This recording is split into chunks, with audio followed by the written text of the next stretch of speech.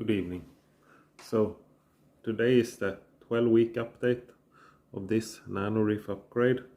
Now for the last 4 weeks I haven't been giving this tank too much attention or too much focus or too much development, because my focus has been set on my other aquariums that I'm currently running, and one of those is also published on YouTube, being the project tank of the reef course.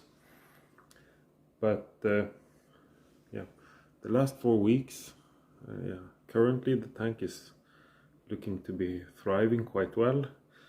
I've had one problem, and it was a type of brown hair algae that started growing in the tank.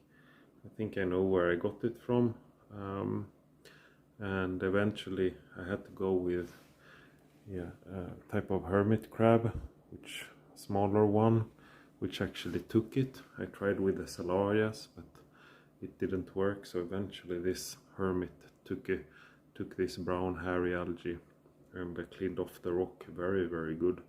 And the hermit is called Calcinus spp, so I have good experience from that one. It is from the Mediterranean or East Atlantic, and retailed by TMC in Portugal. Okay, on the coral side, yeah, actually simultaneously as the the brown hair algae disappeared, I also got some problems with one of the acan that I kept here on the bottom. It actually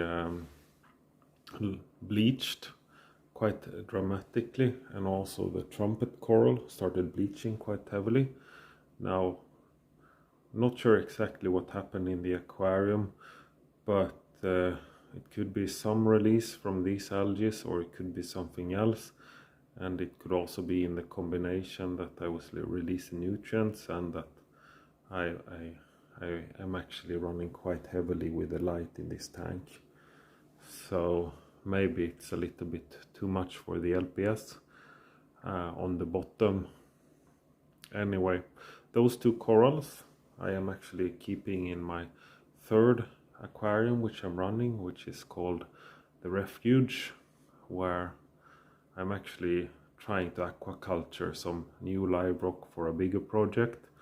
But in the meantime I am actually keeping some of my frags or fragmentation of corals in there to grow, and also the corals which are stressed here because of possibly too high flow or too high light, I will put them there to relax. And in the fragmentation tank I'm also keeping the Goniopora. So as you see on the material, yeah, I'm still keeping these corals, and they're doing quite okay.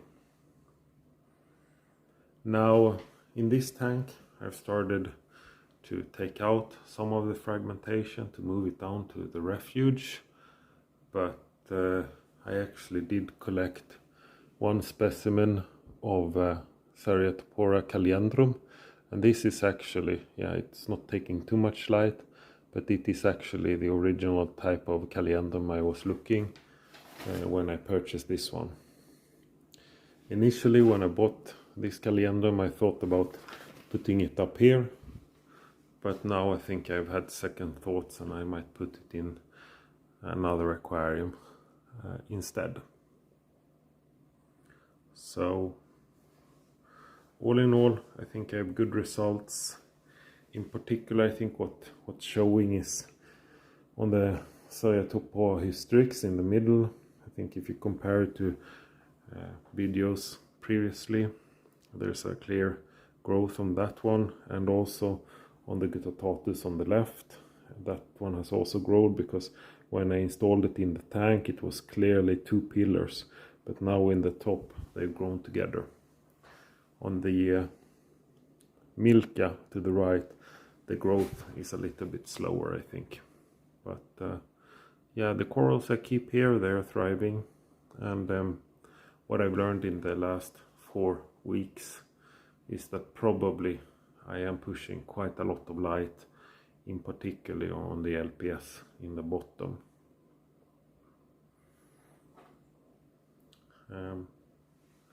Now I started saying that my focus hasn't been on this tank, so I still have purchased a few items to make this tank a little bit more silent, but I will need a bigger rebuild. But this one I have to take a little bit later. And with that said, I thank you for your attention. I wish you a pleasant evening, and see you in the next episode. Bye bye.